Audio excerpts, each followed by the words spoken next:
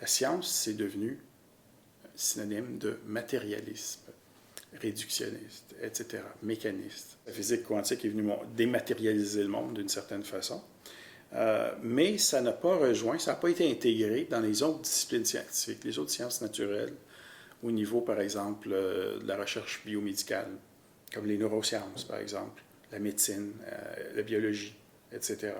Donc, aujourd'hui, au 21e siècle, il y a encore une majorité de scientifiques qui adhèrent à une idéologie qui est complètement dépassée.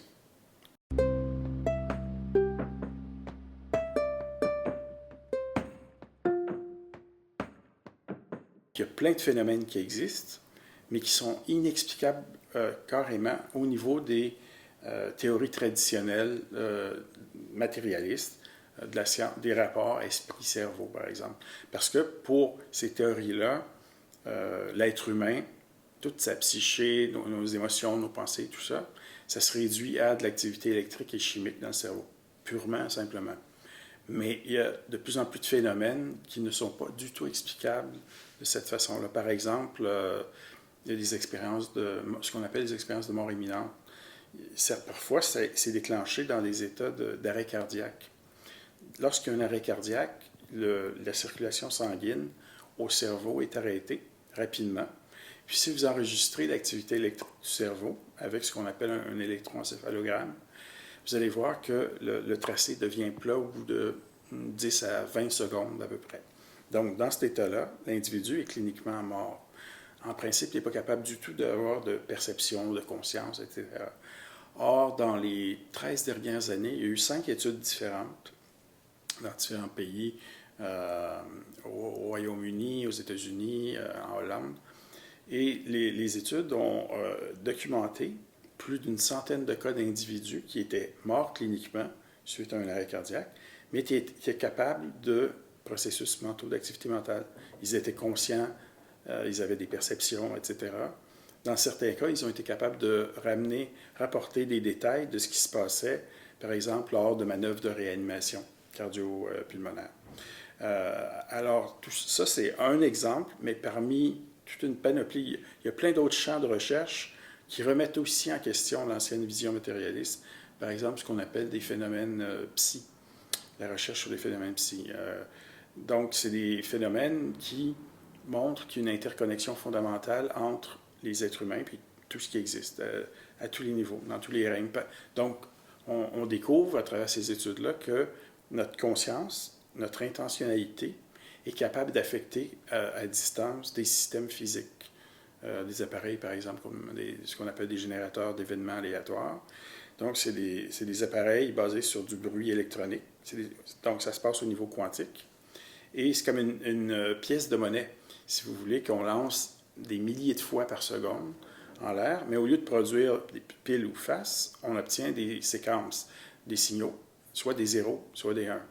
Et ça, on a montré à travers des centaines d'études qui ont été faites et des méta-analyses de ces études-là, donc des analyses statistiques de l'ensemble de toutes ces études-là, que les êtres humains sont capables d'influencer au niveau quantique le comportement, si on veut, de ces appareils-là. Même chose au niveau des systèmes biologiques, du vivant. Donc, on est capable d'influencer dans une certaine mesure.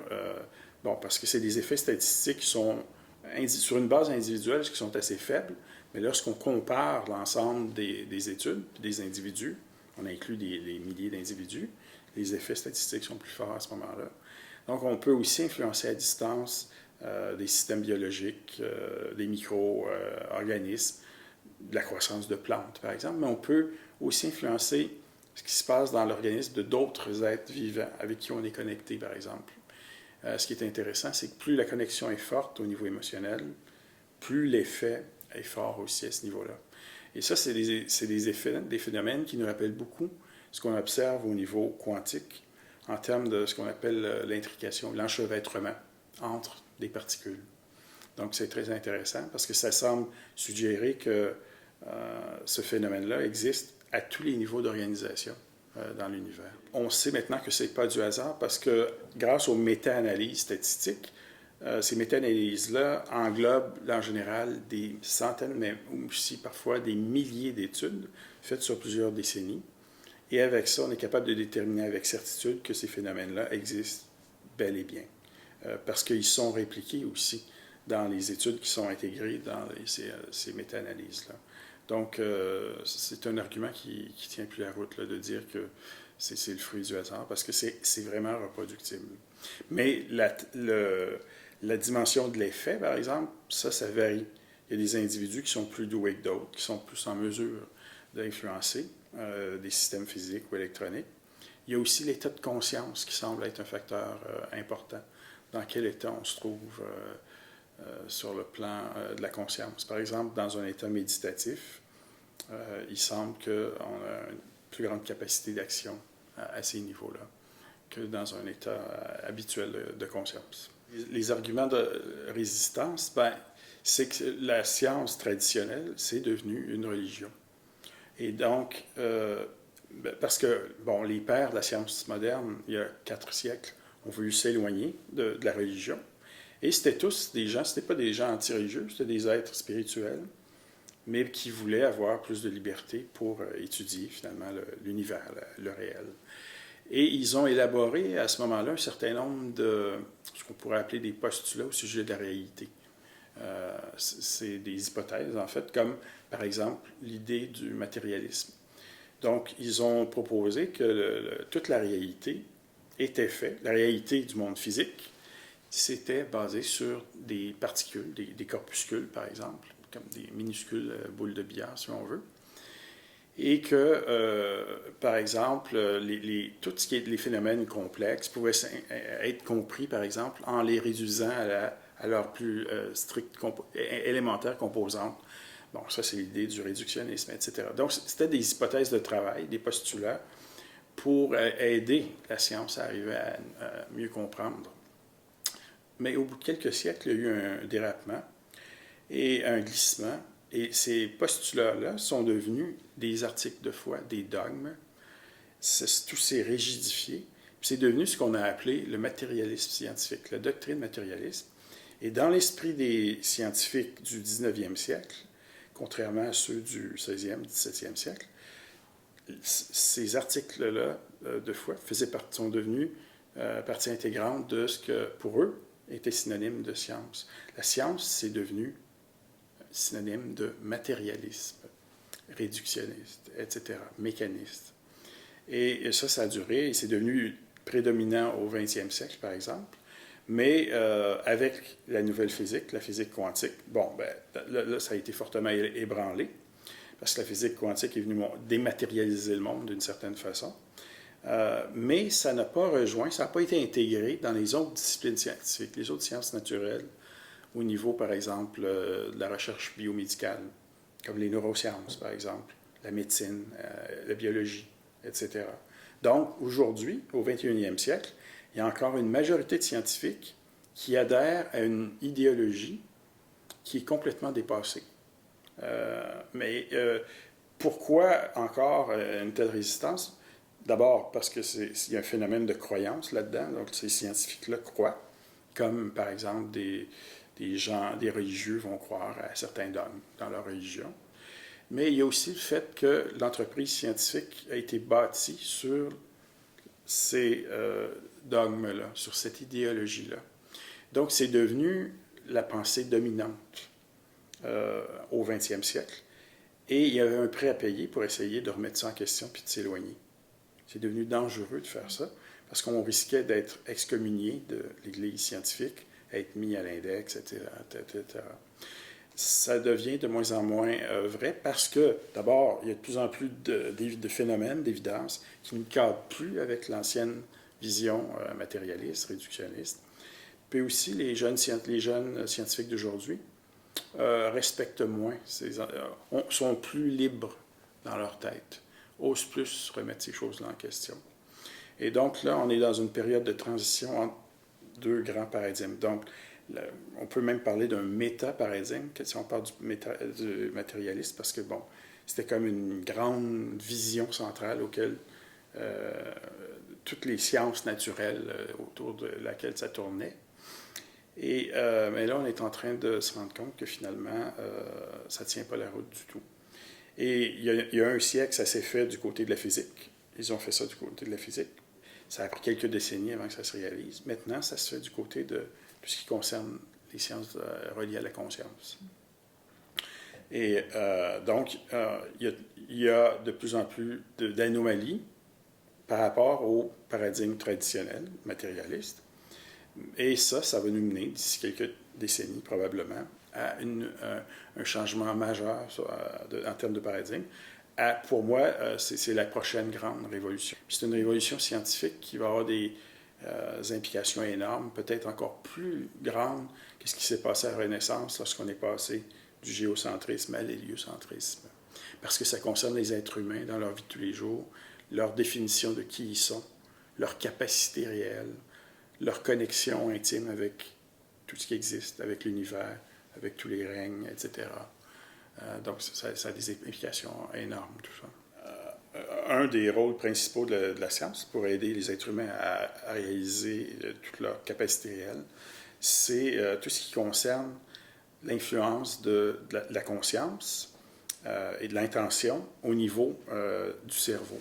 Donc, c'est quelque chose que moi, j'ai beaucoup étudié là, dans les 15 dernières années, beaucoup avec des techniques d'imagerie cérébrale qui permettent de voir qu'est-ce qui se passe dans le cerveau. Et puis, donc, pendant longtemps, on pensait que les êtres humains, c'était des machines biochimiques, biophysiques complexes, mais qui n'avaient pas vraiment de capacité d'autodétermination. Donc, on est ce que nos neurones font. On est la résultante de ce que nos messagers chimiques, par exemple, dans le cerveau font.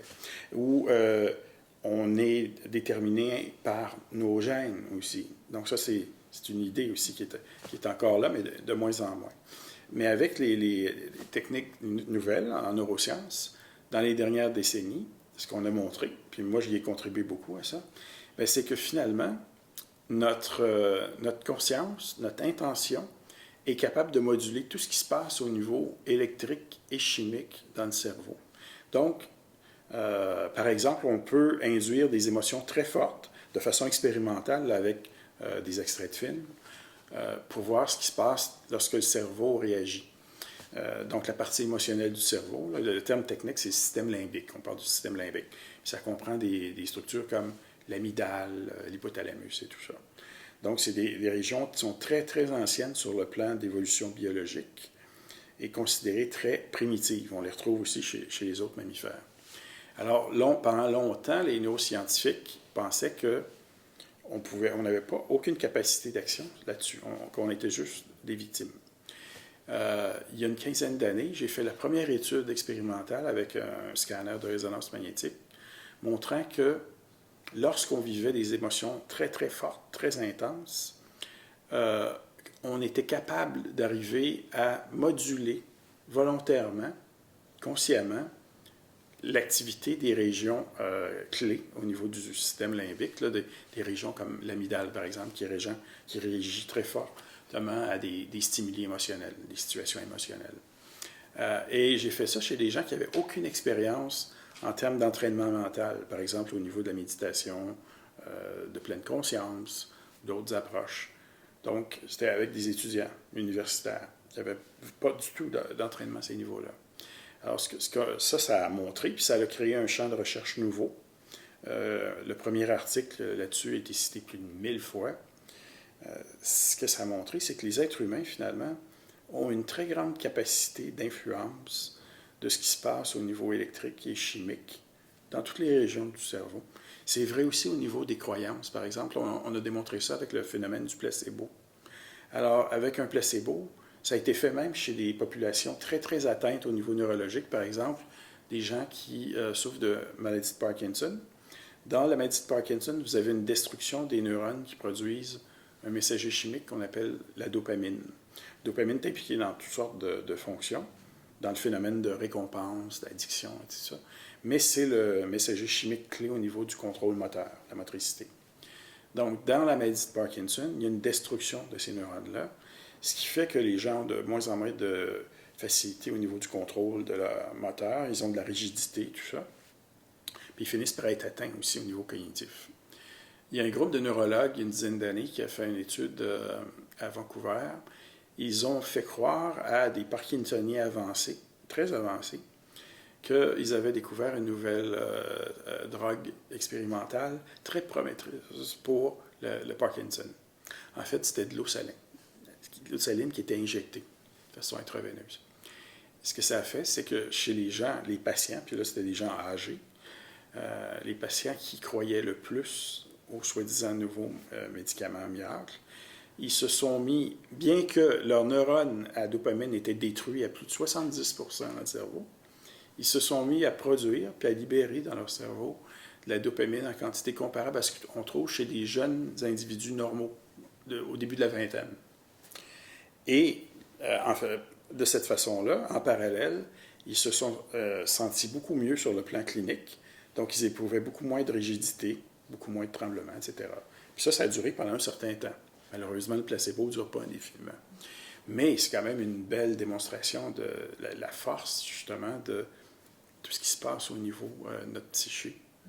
Ça influence grandement. Donc, lorsqu'on réalise ça, bien, on peut prendre contrôle de ce qui se passe au niveau cérébral consciemment, en utilisant différentes approches, différents outils, en méditant, par exemple, et tout ça. Puis, dans les dernières années, il y a eu beaucoup d'études qui montrent que lorsqu'on fait ça, même pendant seulement quelques mois, si vous faites de méditation pleine conscience, par exemple, pendant seulement 8 semaines, vous allez changer le fonctionnement des régions du cerveau qui sont impliquées au niveau de l'attention. On montre ça avec des scanners, des machines de résonance magnétique. Mais non seulement ça, vous modifiez la structure même de ces régions-là, c'est-à-dire qu'il y a de plus en plus de matière blanche, de matière grise qui apparaissent dans ces régions-là. Puis ça, c'est un phénomène qu'on voit, qu'on appelle la plasticité cérébrale, mais qui est là tout au long de la vie. Il est moins présent si vous avez 80 ans que si vous avez 15 ans, mais il est quand même là. Donc, c'est possible d'entraîner puis de transformer son cerveau tout au long de la vie. Donc, ça a des implications énormes pour l'être humain. Ça, c'est une chose. Donc, la psyché, elle a une grande capacité d'influence au niveau du corps, du cerveau, puis de tous les systèmes physiologiques qui sont connectés, parce qu'ils le sont, comme le système endocrinien, par exemple, au niveau des hormones, le système immunitaire. Et ça fait que tout ce qui se passe au niveau de notre psyché, ça va modifier ce qui se passe, par exemple, au niveau de tous les systèmes connectés au cerveau, comme le système endocrinien, les hormones, etc., le système immunitaire. Donc ça, c'est une chose. On peut appeler ça une action somatique, une action locale de l'esprit. Mais l'esprit humain a une action aussi qui est non locale, c'est-à-dire au-delà des limites du corps, au-delà du cerveau. Et ça, bon, on le voit par exemple au niveau des phénomènes psy dont on a parlé tantôt. On le voit au niveau d'expériences de mort imminente en arrêt cardiaque, alors que le cerveau ne fonctionne plus, mais l'individu, l'expérienceur, est quand même capable de perception, de voir ce qui se passe dans son environnement, capable de se déplacer, par exemple, de capter des informations, etc. Donc, tout ça, ça montre au fond que le cerveau, ça agit comme une espèce d'interface pour l'esprit, la conscience. Donc, ça ne produit pas, ça interagit avec. On peut comparer ça, par exemple, à un poste de télé, un récepteur télé. Donc, c'est certain que si vous altérez les composantes électroniques à l'intérieur du récepteur télé, vous allez modifier la réception de l'information en termes de son, d'images et tout ça. Ça peut être perturbé. Vous pouvez perdre complètement l'information. Ça ne signifie pas pour autant que la station émettrice a arrêté complètement la programmation. Et donc, si vous êtes en train de regarder un bulletin de nouvelles, ça explique que vous pouvez essayer de rentrer à l'intérieur de votre récepteur télé, vous ne la trouverez pas, la lectrice de nouvelles. Elle ne réside pas à l'intérieur. On peut utiliser une analogie semblable pour les relations entre l'esprit et le cerveau, finalement. On peut voir ça en termes plus d'information, si on peut.